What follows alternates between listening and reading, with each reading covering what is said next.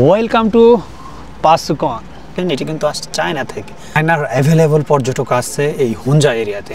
পৃথিবীটা যতই দেখছি ততই অবাক হচ্ছি। এখানে কিন্তু আপনারা বোটিং করতে পারবেন, কায়াকিং করতে পারবেন, সব ব্যবস্থা রয়েছে। পেছনে দেখতে পাচ্ছেন এটি হচ্ছে পাসু গ্লেসিয়ার। আসুন আর সৌন্দর্য অবলোকন করুন। এটা হচ্ছে পাসু লজ। এই সাইটে শিমশাল নামে একটা এরিয়া রয়েছে যেখানে প্রচুর পরিমাণে ইয়াক রয়েছে, আমরা যেটাকে চমড়ি গাই বলি আর কি।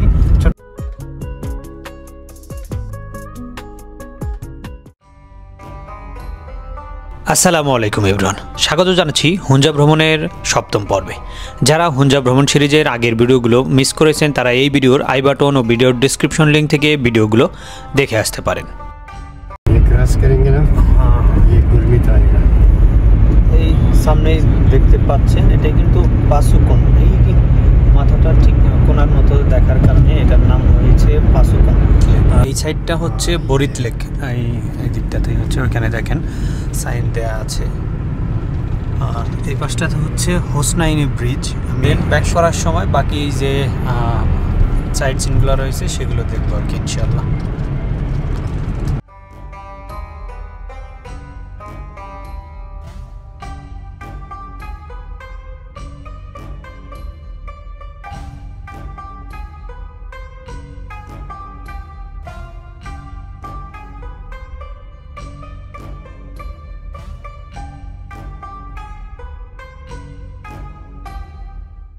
এই মুহূর্তে ওয়েলকাম করছি পাসুকন অ্যান্ড পাসু গ্লেসিয়ার। আমার পেছনে দেখতে পাচ্ছেন এটি হচ্ছে পাসু গ্লেসিয়ার, আর এই সাইডে দেখেন এটা হচ্ছে পাসুকন এরিয়া। আর এটা আপনারা যারা খুঞ্জারা পাস যাবেন, খুঞ্জারা পাস যাওয়ার পথেই পড়বে এই পাসুকন অ্যান্ড পাসু গ্লেসিয়ার। অবশ্যই এই জায়গাগুলো কিন্তু আপনারা মিস করবেন না। যারা উইন্টার সিজনে আসবেন তারা আরও দারুণ কিছু ভিউ পেয়ে যাবেন। এখন যদিও স্নো কিছুটা কম দেখা যাচ্ছে গ্লেসিয়ারের এই দিকটাতে। সেপ্টেম্বর থেকে মার্চ মাস পর্যন্ত আসেন তাহলে সেখানে দারুণ কিছু ভিউ পেয়ে যাবেন। আর এই সাইডটাতে লেখা রয়েছে ওয়েলকাম টু পাসু। আপনারা অবশ্যই এই জায়গাটা ভিজিট করুন। আর আমাদের এই পাশটাতে দেখুন, এইখানে যতগুলো ট্যুরিস্ট রয়েছে সবগুলো ট্যুরিস্ট কিন্তু ফরেনার। কোন দেশ থেকে এসেছে জানেন? এরা সবাই চায়না থেকে এসেছে। চায়না ট্যুরিস্ট হুঞ্জা এরিয়াতে অ্যাভেলেবল। আপনি যে কোনো ট্যুরিস্ট এরিয়াতে গেলেই কোনো দেশের ট্যুরিস্ট না পেলেও চায়না ট্যুরিস্ট পেয়ে যাবেন। আর ওয়ান অ্যান্ড অনলি আমি একা এসেছি বাংলাদেশ থেকে। বাংলাদেশ থেকে যারা পাকিস্তান আসতে ভয় পান তাদেরকে বলবো পাকিস্তান আসুন, পাকিস্তানের সৌন্দর্য অবলোকন করুন, আর পাকিস্তানের মানুষের হৃদয় নিংড়ানো ভালোবাসা উপভোগ করুন। এখানকার মানুষজন বাংলাদেশিদের কতটা ভালোবাসে, কতটা পেয়ার মহব্বত আর সম্মান করে, আপনি না আসলে এটা বুঝতে পারবেন না। অবশ্যই আমি রিকমেন্ড করব আপনার লাইফে ট্যুর হিস্ট্রিতে পাকিস্তানের ট্যুর থাকুক, তাহলে অবশ্যই আপনি ভালো কিছু উপভোগ করতে পারবেন। প্রচণ্ড শীত, হাত জমে যাচ্ছে। আমি ভারী কাপড় নিয়েছি ব্যাগে করে। বিউটিফুল সুবহানাল্লাহ। পৃথিবীটা যতই দেখছি ততই অবাক হচ্ছি। এক একটা জায়গায় যাচ্ছি এক এক রকম পৃথিবী দেখছি। আল্লাহ কত সুন্দর, কত চমৎকার করে পৃথিবীটাকে তৈরি করে দিয়েছেন আর আমাকে দেখার সুযোগ করে দিয়েছেন। সুবহানাল্লাহ, আলহামদুলিল্লাহ। পাসু হলো গুলমিটের কাছে উত্তর পাকিস্তানের গিলগিট বালতিস্তান অঞ্চলের একটি ছোট্ট গ্রাম। কারাকোরাম মহাসড়কের সবচেয়ে আকর্ষণীয় দৃশ্যগুলোর মধ্যে একটি হলো পাসুকন বা টুটবদান এবং পাসু ক্যাথেড্রাল নামেও পরিচিত। পাসু কোণগুলোকে গরম পর্বতও বলা হয় কারণ তুষার তাদের কোণ বা পিরামিডের মতো কাঠামোর উপরে বেশিক্ষণ বসে থাকতে পারে না। কারাকোরাম হাইওয়ে বরাবর অবস্থিত পাসু একটি বিখ্যাত পর্যটন স্পট। পাসু গ্রামটি ৭,৪৭৮ মিটার বা ২৪,৫৩৪ ফুট। পাসু সার পর্বত, পাসু হিমবা এবং পাসু ক্যাথিড্রাল টুপবদান যার উচ্চতা ৬,১০৬ মিটার বা ২০,০৩৩ ফুট। এর ল্যান্ডস্কেপ এবং শ্বাসরুদ্ধকর দৃশ্যের জন্য সবচেয়ে বেশি পরিচিত। পাসু হুঞ্জা নদীর তীরে অবস্থিত। গুলমিট থেকে প্রায় ২০ কিলোমিটার বা ১২ মাইল দূরে। গোজালের উচ্চ হুঞ্জা তহসিলের প্রশাসনিক সদর দপ্তর। এটি গিলগিট থেকে প্রায় 147 কিলোমিটার বা 91 মাইল দূরত্বে অবস্থিত।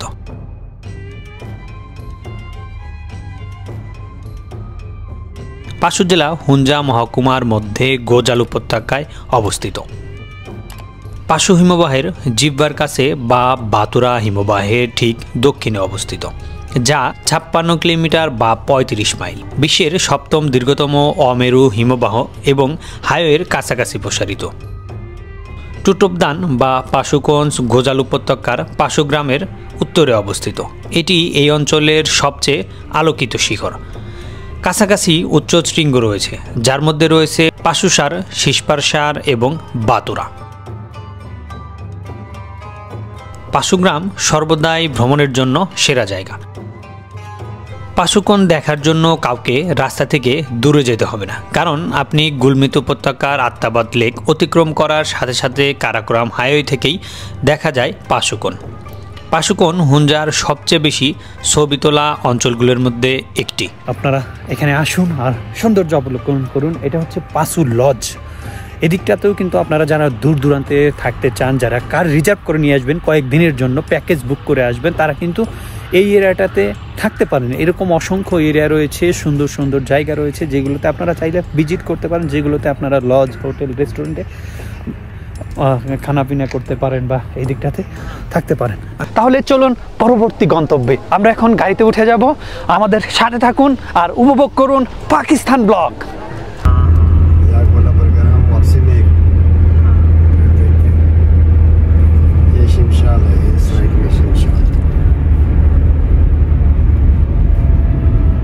এই সাইটে শিমশাল নামে একটা এরিয়া রয়েছে, যেখানে প্রচুর পরিমাণে ইয়াক রয়েছে, আমরা যেটাকে চমড়ি গাই বলি আর কি।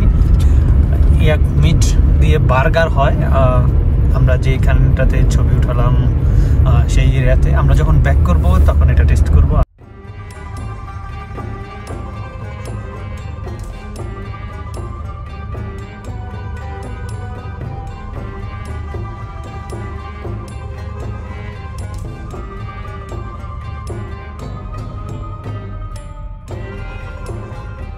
ফাইনালি আমরা চলে এসেছি বরিত লেক এরিয়াতে। এখানে লেকে নামতেছি।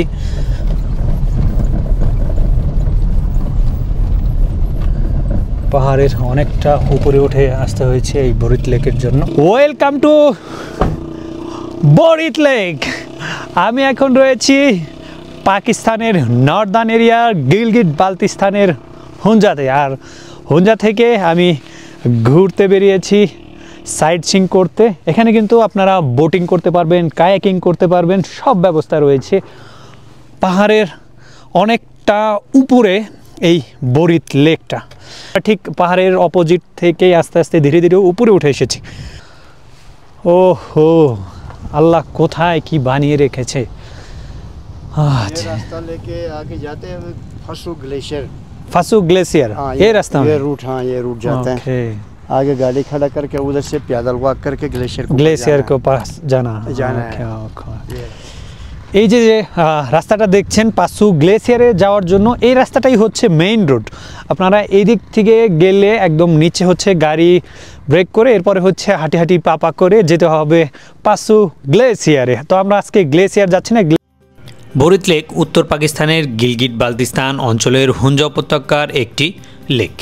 বরিত সমুদ্রপৃষ্ঠ থেকে প্রায় 2600 মিটার বা 8500 ফুট উপরে অবস্থিত। বরিত লেকটি হুসাইনি ভিলেজের উত্তরে প্রায় 2 কিলোমিটার দূরে অবস্থিত। 2600 মিটার বা 8500 ফুট উচ্চতায় একটি ছোট্ট ফাঁপা দখল করে একটি লবণাক্ত পানির লেক, যার নাম বরিত লেক। গুলমিত গ্রামের সংলগ্ন হুসাইনি গ্রাম থেকে প্রায় 2 কিলোমিটার পাকা পথ দিয়ে লেকে পৌঁছানো যায়। গুলকিন হিমবাহের শেষ প্রান্তে গুলমিট থেকে সরাসরি 2 থেকে 3 ঘন্টার ট্রেকিং রুটেও বরিত লেকে যাওয়া যায়। প্রতিটি পথে 1 ঘন্টার ট্রেক দর্শকদের নিয়ে আসে হুসাইনি হিমবাহে। হাইকাররা হিমবাহের প্রান্ত পর্যন্ত বরিত লেকের দিকে ট্রেকিং রুট অনুসরণ করতে পারে এবং একই পথে ফিরে আসতে পারে। স্থানটি বন্য পাখির স্থানান্তরিত করার জন্য একটি অভয়ারণ্য। প্রায়ই পাখি পর্যবেক্ষক এবং প্রকৃতিপ্রেমীদের এখানে আসতে দেখা যায়। মধ্য এশিয়ার শীতল জলে উত্তর দিকে যাওয়ার পথে পাখিরা এখানে বিশ্রাম নেয়। লেকটি হুসাইনি হিমবাহ থেকে গলিত পানি গ্রহণ করে। পাশুসার হিমবাহে দীর্ঘ পথ হাঁটা আরেকটি আকর্ষণ। এখন শাহবাদের জনশূন্য বসতি পেরিয়ে বরিত লেকের দক্ষিণ দিকে চলতে পারে। একটি অবিচ্ছিন্ন পানি সরবরাহের অভাবে বহু বছর আগে এই গ্রামটি মরুভূমিতে পরিণত হয়েছিল। গুলকিন থেকে পাশু পর্যন্ত হাঁটা প্রায় 4 থেকে 5 ঘন্টা সময় লাগে। হিমবাহ থেকে একটি পথ কারাকোরাম হাইওয়ে এবং শিশপার হোটেলে নেমে এসেছে।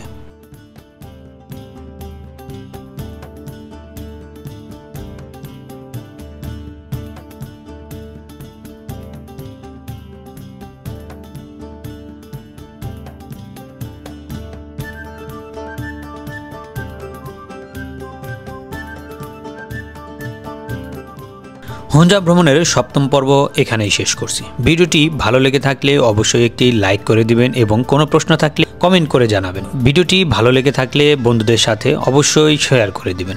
আপনি যদি এখন আমার চ্যানেলটি সাবস্ক্রাইব না করে থাকেন তাহলে চ্যানেলটি সাবস্ক্রাইব করে পাশে থাকা বেল বাটনটি অল করে দিন। দেখা হবে হুঞ্জা ভ্রমণের পরবর্তী ব্লগে। সে পর্যন্ত ভালো থাকুন, সুস্থ থাকুন। আল্লাহ হাফেজ।